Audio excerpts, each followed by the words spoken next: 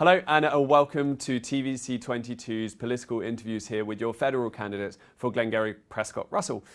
Joining me today is clearly Green Party candidate, Mr. Daniel Lapierre. How are you doing? Good, thank you. Wonderful stuff. Thank you so much for joining us today. I think the best place to start is to let the people listening know a little bit about yourself, who you are, where you're from, and why do you think you'll be a good candidate for Glengarry-Prescott-Russell, and what would your priorities be? I am from L'Orignal. I'm living there since 1907, and I'm a father with 3 kids, and I'm fighting against the climate change, against the cement plant, and I'm working in the community with the activity of my kids.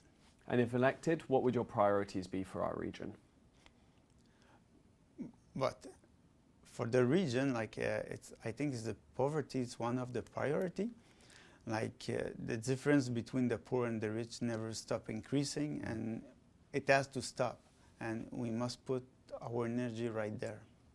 Fantastic. We got a couple of different themes to go through this evening. I could speak with you forever, of course, about multiple ones.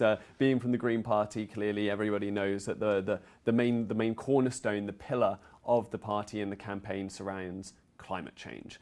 So what pledge would you make to the citizens listening right now of our riding to do to reduce greenhouse gases and ensure that Glengarry-Prescott-Russell is cleaner? But there's a lot of ways that we can make cleaner. First, if we can stop the big industry coming inside, like the cement plant, I fight against that. I will never stop fighting. I try to find a solution. And right now, in the situation that we are, I don't believe that we can allow a company like that start making pollution when we are in an emergency. Consider the climate change. So if we can make a moratorium about the big industry for now, because of the situation, it would be great. I would push for that. On the other hand, we have to work with the farm too, because the farm, we are using a lot of pesticide, and I think we have to go more organic way to reduce the risk for the health of the people who live around the farm. And we can invest in the green transportation too. A lot of people are working in Montreal or Ottawa. So if we can make a green transport, an electric train, something like that, between our region, it will be good. And in our local region, obviously, controversies have been mounting a little bit. You mentioned the cement plant, the Colacem cement plant there, and there was a recent multitude of dead fish that were found washed up in the river, apparently seemingly to do with a leak of some kind, but it would take a couple of weeks to get the report out. What work would you be doing locally to really be able to ensure that specific problems like that are tackled from a federal level? And what do you think the MP's role would be in contesting something such as the cement plant, like we're seeing the protests going on at the moment? Yeah, but the Green Party work for the environment. It's it's the first priority actually, but we have to take care. It's not just the cement plant affect us. The river, there's a lot of.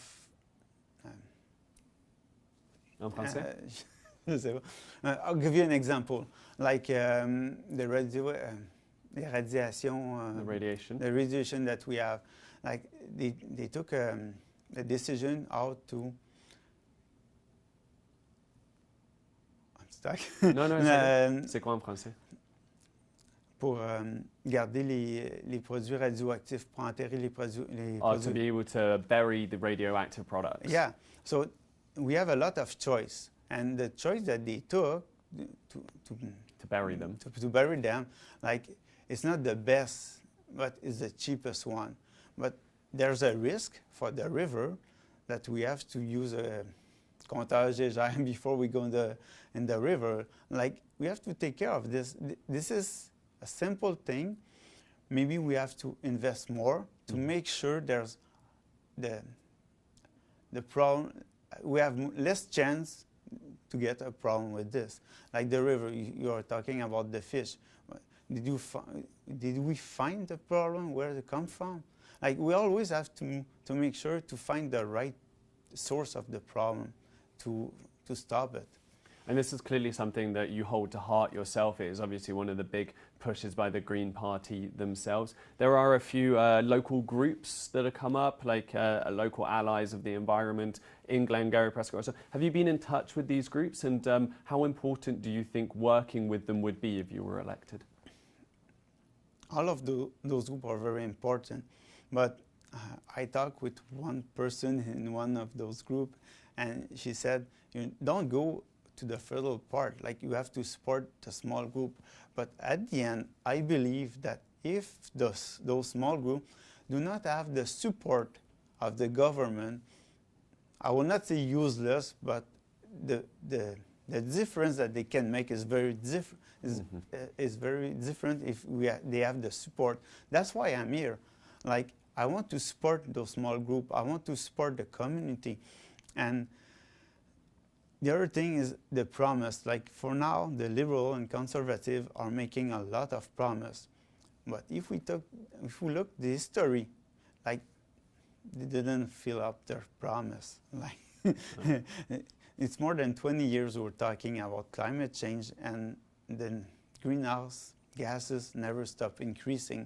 And just Mr. Trudeau went to Paris and he signed the Paris Agreement. He come back here and he bought a pipeline.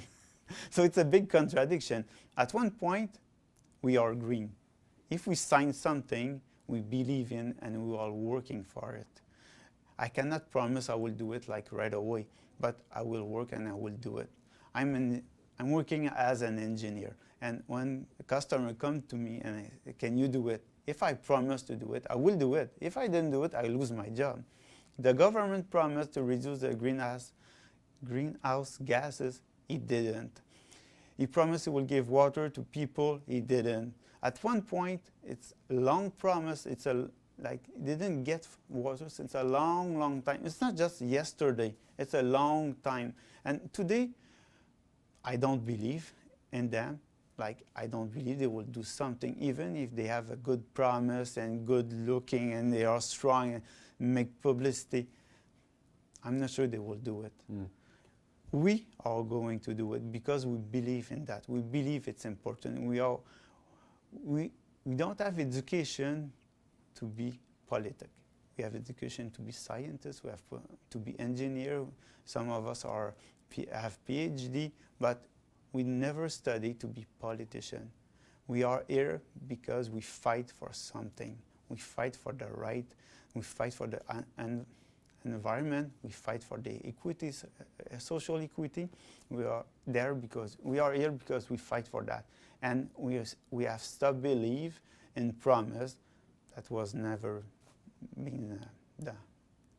All right, well, I think that covers the climate change section, absolutely. Moving on to probably the biggest theme of this pandemic, which surrounds healthcare, this election, pardon me, that was a pandemic, which is healthcare and vaccinations as well. If elected, the Green Party and yourself, what do you see the best way moving forward as we approach a fourth wave as well? How do you see the best way for us to come out of a pandemic, get to the end of it? And what is your position on mandatory vaccines and vaccine passports? Okay, as a society, we have to work together, and I think like force people with the vaccine passport, with the obligation to be vaccinated, I don't think is the right way to act. Like we have to work with people to make sure they make the right things to protect themselves and others. And like, it's not just the vaccine. The vaccine is quite very important, and it's the most important thing for now. But if for some reason you can't or you don't believe you have a really big problem with that, you can make other things. You stay home. If you're sick, you don't meet anybody. You wear your mask. You keep distance. So it's just a question. Gros bon sens, say that. Like No, absolutely, absolutely. But in terms of the next steps now, we're on the edge of this fourth wave. Whoever is elected, this is essentially the election takes place on Monday. So if you're elected, what are the next steps we can do to be able to get out of this pandemic? What are the immediate things that need to happen, short and medium and long term? Well, we have to work on protection. Like it's easy. Like we have to convince people it's dangerous. You have to convince people you will affect other people. You have to convince it's really dangerous. It's not like a film or it's real. People are dying. People have problems. So if you stay home, if you go to everywhere you wear a mask. Okay, it's important, and don't travel for nothing. Okay, keep it as quiet. Make activity outside with your kids, but don't visit anybody everywhere. One of the issues with obviously shutting down and trying to keep up with the restrictions we've had in place for the last 18 months is the hit it has taken on the economy. Obviously your party has big promises about climate change, but in terms of the economic relaunch, what do you see the best way to kickstart the Glengarry-Prescott-Russell economic relaunch if you're elected? Where do we start with trying to get that economy back on track? But it's hard. It's hard to answer this question because we don't know. We are in pandemic right now. It's hard to say what will happen tomorrow. Like a lot of people already been vaccinated, and we continue the vaccination. So, like I will take the example of the restaurant. We're missing people to work on the restaurant, but before the pandemic, it was not the big issue. Now it is because of the pandemic. If the pandemic goes away, what will be the effect of the restaurant? We don't know. Like, we are going to support people in need. That's the important thing. We support the people who need support. If we do that, like, tomorrow will be better at one point. But there's a lack of skilled workers here at the moment. We know you mentioned the agricultural industry earlier about turning that more green, but at the moment they struggle to even get the hands on the ground to be able to do the work in general. And then as well as you mentioned, the restaurants are struggling, but we know there are jobs out there. There's just people maybe don't want to do them. So how do we get people back into jobs, and how do we get skilled people into the jobs that need skilled people in our region? But there's a lot of things that we can do, like we're talking about daycares. So if the daycare are more accessible, a lot of people can go back to work, but they have to be safe and accessible. So that's one point that we can work on it. And in terms of daycares, you mentioned them there. We know there is a lack of them that suit the flexibility required of a lot of modern households at the moment, with modern working schedules as well, especially as we try and get back to work with schools closing and opening again. So what work would you do in the region to be able to solve the almost crisis we have around affordable and available daycares?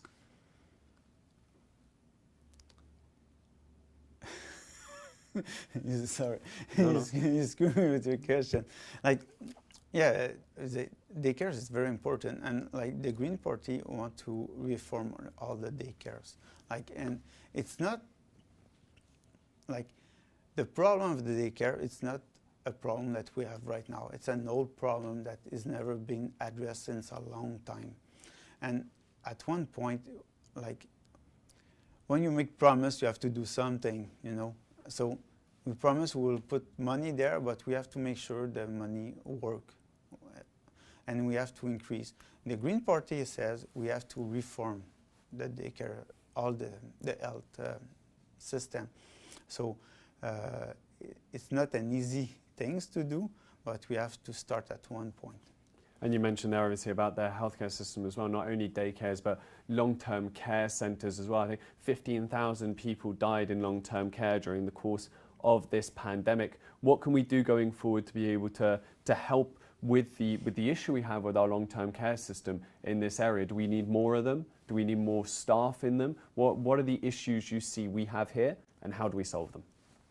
Yeah, but like I said, like this problem is like the other problem. It's not a problem that we have today. It's a problem that we have since a long term. So we have to work on all of those problems that has a solution, but we have to make sure when we invest money, it goes at the right place and it's work. Like, I'm a scientist.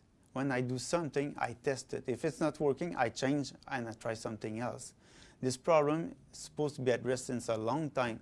If we saw that the solution that we put didn't get the result, we have to change and try something else. So now we have a lot of problems because we never take care of the past.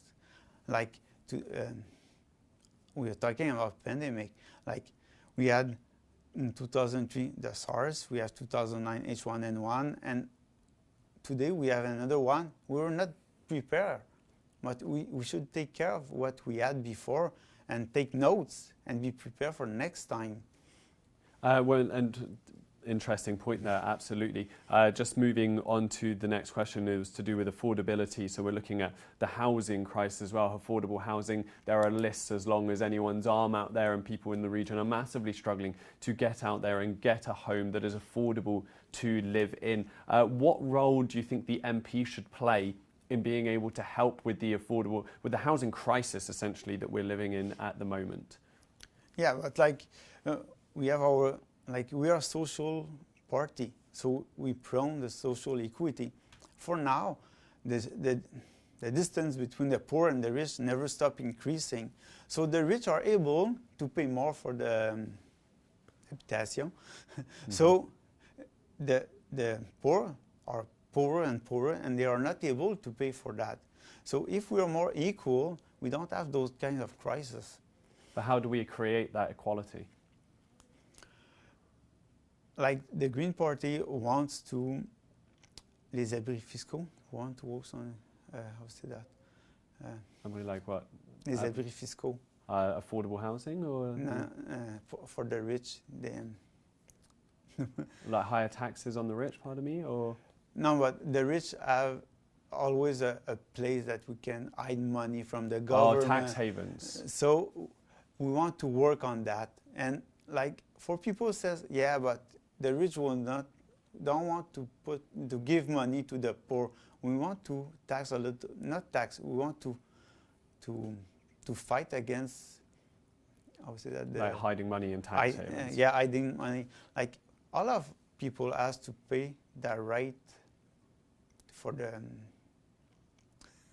have to pay the right amount for the tax. Okay, so now rich pay less than poor people, and it's not good. Like rich has to pay the good proportion compared to the middle class, and we have to help the poor class to be in a better shape. Like if we help the poor class, we don't have to pay policemen to take care of the security. We don't have to make law about the firearm, because if we have problem with those people, it's because they are fighting for food and fighting for house. Okay, we have to help them. If we help, a team is strong as the weakest player. So the society is weak as the poor people. So if we help poor people, the society will be a lot better. And finally, moving on to our last sort of theme for this interview here, rural connectivity is something that's on everyone's lips. It's a problem that was exposed by the pandemic, like many others were, with it being placed as a huge priority as it strengthens communities by connecting individual members, whether it be for work or for social issues, especially when we were in all of these confinements and lockdowns. What's your party's view on creating faster and more stable internet in rural areas, especially here? And there's some work that's been started recently by the Liberal Party. Would you plan on keeping up with that or doing something different if elected? Well, it's an important issue, but changing everything that we have, I don't think it's like maybe the right thing. On our platform, we don't have a plan for that, like step by step. But like we have internet, maybe we can reduce the cost of the internet, make it more accessible. Most of us already have internet. I have a poor internet, but I still be able to work. I think for now the priority is like we have people have no water right now. So if we have to choose between put money on people who have no water compared to the internet, like internet is important and we have to work with it. It's true. But on the other hand, we have to set up the right priority. And for now, people don't have water, people need to eat, need a house. It's more important than the internet. I don't say we have to stop. We have to continue working and improve the internet, that's right. But we have to make sure about our priority. Okay, well, finally, just to give you the last word there, Mr. Lapierre, can you tell the residents and the people listening in our region why they need to vote for the Green Party and why they should be voting for you? Like, if you want things change, like, you have to vote for the Green Party. Like, if you believe that we can do something, we have to put pressure on the government. Like, I'm not saying I'm going to be like, I know it's hard, and I hope I will get some vote for me. But like, I push people to vote for the Green Party because it's important to show that what the population really wants. Like, we've checked the past, and we had promised to work on the climate change. We have promised to reduce the distance between the poor and the rich, but this never been done. So if you vote for us, you give the word to the government you want a change, and that's the important thing. We want to change for the good things. We don't want to. It's not.